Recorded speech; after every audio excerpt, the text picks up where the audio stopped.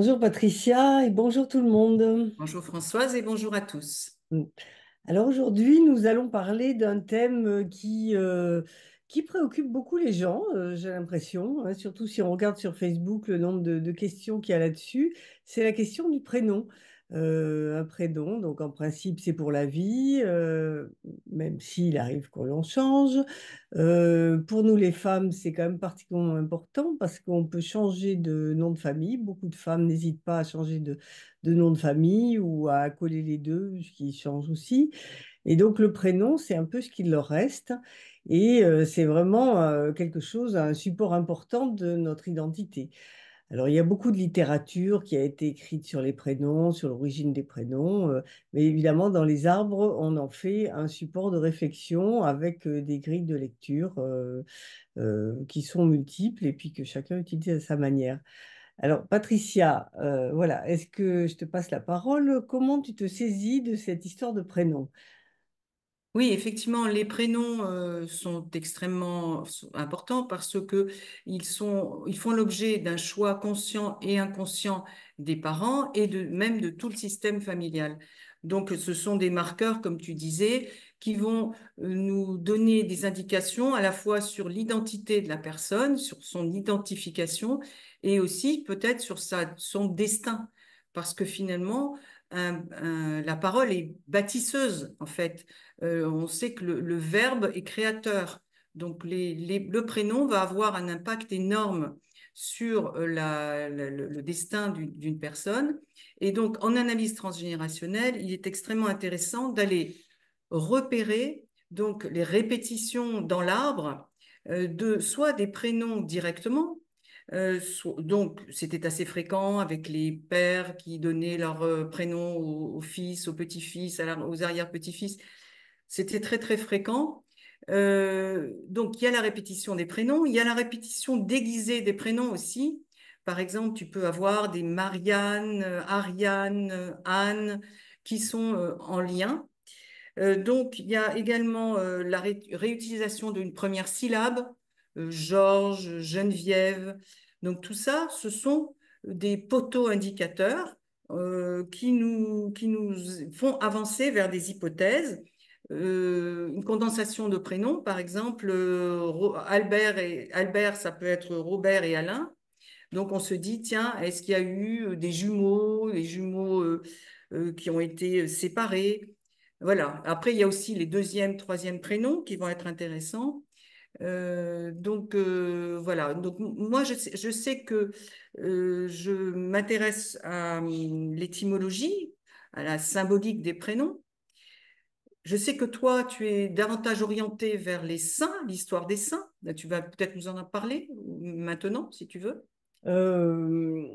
Oui, non, c'est pas tellement comme ça que je voulais parler tout de suite. Je voulais rebondir plus sur ce que tu avais dit sur. Moi, je m'intéresse beaucoup en fait à la structure de l'arbre. Et donc, effectivement, tu as parlé de la répétition des prénoms. Il y a aussi des usages qui diffèrent. C'est qu'autrefois, il y avait le prénom obligé. Et puis le second prénom qui était le prénom du cœur. Et donc on avait très souvent des gens qui se faisaient appeler par leur second prénom plutôt que par leur premier. Aujourd'hui, cet usage est beaucoup moins fréquent. Mais quand je parlais de structure, je voulais dire que je regardais, bon, bien sûr les répétitions, mais par exemple le nombre de prénoms. Il y a des familles où il y a quatre prénoms et des familles où il n'y en a qu'un. Et quand tout d'un coup, il y a quelqu'un qui sort du lot, dans une famille à quatre prénoms, il y a quelqu'un qui n'a qu'un prénom, par exemple, ça questionne. Qu'est-ce qui se passe pour celui-là? Ou bien quand tout le monde a des prénoms français et tout d'un coup, il y a un prénom étranger au milieu ou un prénom un peu bizarre quand c'est une famille très classique qui colle à l'époque, Christine, Claudine, Catherine, Françoise, pour tous ceux qui sont nés dans les années 50-60. Et tout d'un coup, il y a un prénom, Annabelle. Ouais, on se demande qu'est-ce qui se passe, quoi. Et puis, il y a eu aussi quelque chose d'assez curieux, qui est une histoire personnelle, que je voudrais raconter parce que ça m'a amené loin dans la réflexion sur les prénoms. C'est ma grand-mère qui est originaire du sud de l'Espagne, d'Extrémadour, et une région dont je savais rien. Et la première fois où j'ai été, j'ai vu au cimetière qu'il y avait des prénoms grecs en grande quantité, Xénon, Socrate. Et dans ma famille, il y avait aussi des Démétria, Théodora. Enfin, voilà, beaucoup, beaucoup de prénoms d'origine grecque. Donc je me demandais ce qui s'était passé. Et quand j'ai fait l'arbre, j'ai vu que non seulement il y avait quand même une quantité encore bien plus grande que ce que j'avais imaginé de prénoms d'origine grecque, et surtout qu'il y avait absolument aucune répétition et un seul prénom. Au point que quand on voyait l'arbre, c'était comme une nappe où on se disait, mais qu'est-ce qui relie ces gens? Et donc, alors que, au contraire, quand on regarde l'arbre, les prénoms, c'est vraiment un système de liaison très, très évident et très facile à utiliser. Donc, voilà, ça m'a amené à pas mal de réflexions devant quelque chose qui était très atypique et qui m'a amené à débusquer des choses sur ma famille, quoi, bon, c'est pas le cadre de raconter ça ici, ça nous entraînerait trop loin, mais pour dire, voilà, que la question de la structure est toujours quelque chose qui m'intéresse. Oui, dès lors que Plus que les histoires de sonorité, tu vois. D'accord. Alors justement, en parlant de sonorité, on a une petite différence l'une et l'autre. Je m'intéresse bien à la langue des oiseaux, c'est-à-dire à la phonétique. Mm, Et sans en faire une religion, pour moi, c'est un outil qui me parle.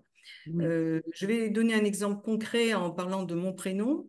Je suis l'aînée et pour que je naisse, mes parents avaient fait le choix de rentrer en France alors qu'ils habitaient au Maroc à l'époque et qu'il y avait des événements qui les insécurisaient.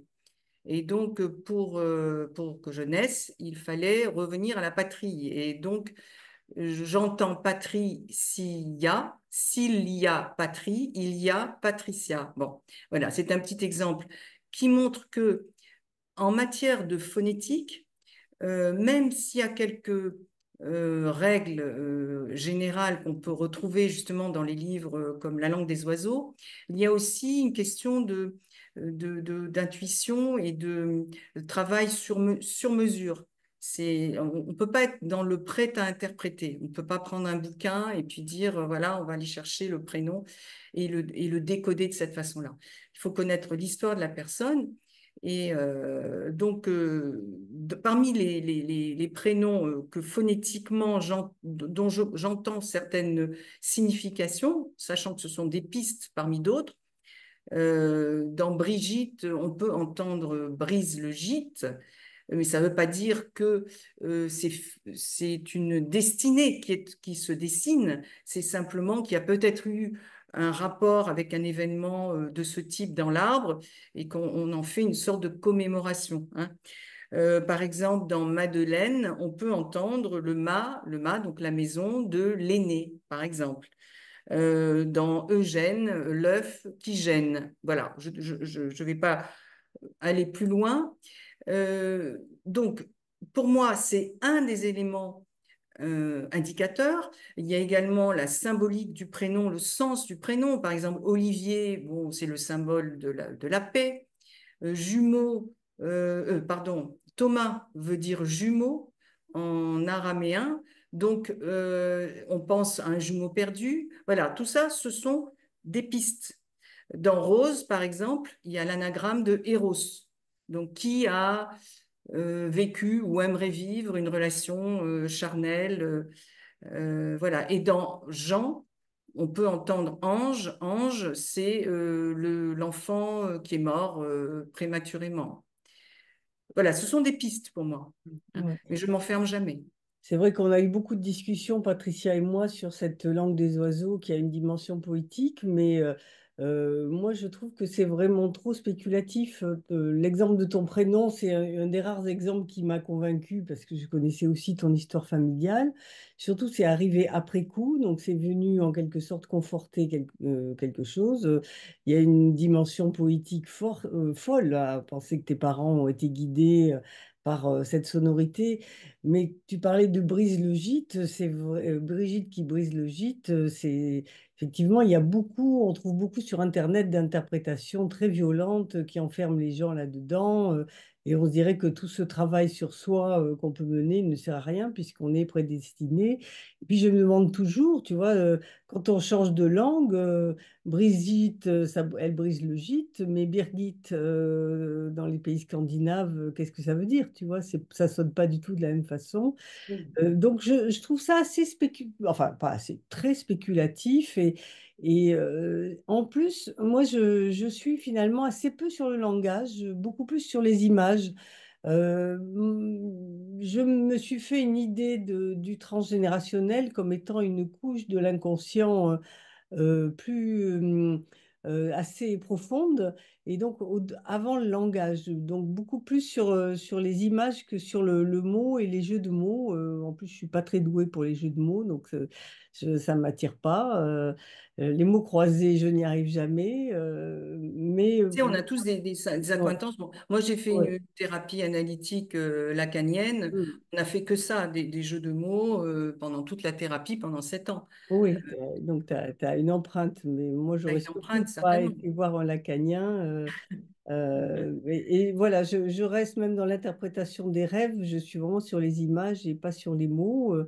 Mais par contre, je m'intéresse plus, comme tu en parlais tout à l'heure, à l'histoire des saints par rapport au prénom. Quoi, voilà, quelle est l'histoire qui est rattachée à ce prénom d'un point de vue religieux, parce qu'autrefois, la société baignait dans ces histoires religieuses. Quoi. Donc, je trouve que c'est encore quelque chose d'opérant. On ne peut pas avoir passé des millénaires dans le christianisme et puis tout d'un coup n'avoir plus aucune empreinte transgénérationnelle là-dessus. Quoi.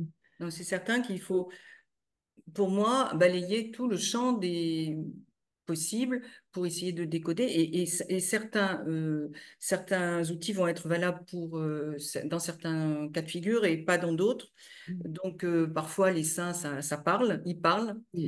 par leur histoire, par les dates clés qui ont scandé leur vie. On va retrouver des points communs avec l'arbre. Et puis parfois, ça ne parle pas et on Mm. va utiliser d'autres voies. Mm. Mais je te rejoins dans le fait que il est évident qu'il faut faire très attention à ne pas considérer que c'est une prédestination, alors que c'est simplement un prénom est une malle au trésor dans lequel il y a un certain nombre d'éléments dont il faut se saisir pour les transmuter. Parce que nous avons un rôle, nous avons une marge de manœuvre, nous avons un choix, nous avons toujours le choix d'adhérer ou de nous libérer de ces programmations, hein. Oui, ça, Donc, je te rejoins vraiment, quoi. C'est vrai que quand je vois une personne elle, je reçois une personne qui est très intéressée par cette phonique, effectivement, je m'intéresse à où ça va la chercher. De moi-même, effectivement, c'est pas un chemin que je propose, mais quand je vois que la personne s'y intéresse et en général a déjà eu des interprétations, voilà, je travaille avec elle cet aspect-là. voilà. Et donc ensuite, je pense qu'il faut aller vers les événements et les ancêtres auxquels on fait référence par la récurrence des prénoms, savoir quels ont été les événements majeurs de leur vie. Et ça va nous donner des indications si ce sont des ancêtres qui ont été plutôt glorieux ou bien s'ils ont disparu de façon mystérieuse ou à la guerre, si ce sont des enfants morts, voilà, des jumeaux qui se sont perdus. Donc, ces histoires vont nous donner des indications sur ce qui se joue aujourd'hui. Et il y a aussi un autre paramètre, c'est que parfois, le prénom, justement, tu parlais de prénoms un peu incongrus qui arrivent comme des cheveux sur la soupe, ils sont parfois liés à des investissements affectifs des parents, mais qui sont cachés. Oui, Peut être un amant, la première fiancée. la première fiancée, voilà. Et donc, c'est pour ça on les retrouve pas dans l'arbre et c'est totalement incongru. Mm. Et ce que je voulais dire aussi, quand il y a une récurrence de prénoms, mais vraiment d'une façon presque industrielle, donc quand on voit par exemple dans une famille, moi j'en ai vu une où il y avait que des Louis, Louise, Marie-Louise, Jean-Louis, tout le monde s'appelait Louis ou Louise. Là, effectivement, ça sent un peu, ça peut sentir un petit peu un climat incestuel. on se dit, bon, personne trouve sa place puisque bon, tout le monde s'appelle pareil. Donc, ça peut être aussi une indication, mais toujours à user avec prudence Ouais, et circonspection avec modération. et modération. Hmm. Voilà. Voilà. Donc, les prénoms, pour moi, ce sont des voies d'accès à des informations, mais jamais des prédictions, comme tu le disais aussi. Et donc, c'est intéressant d'essayer de les décoder, mais sans non plus faire quelque chose à l'arrache et chacun ensuite pourra imprimer sa propre marque à son prénom. Par exemple, une personne qui s'appellerait Claude, mais qui trouverait que son prénom est androgyne et que ça ne met pas en avant sa féminité, peut être libre de l'exprimer à sa façon, dans sa façon de s'habiller ou de parler ou autre, peu importe de sa personnalité. D'accord, bon, peut-être avons-nous fait le tour. Oui, il me semble, pour l'instant en tout cas. Ouais. Bah, écoutez, voilà, si vous avez aimé, likez, abonnez-vous, et puis à samedi prochain. À samedi alors, à bientôt.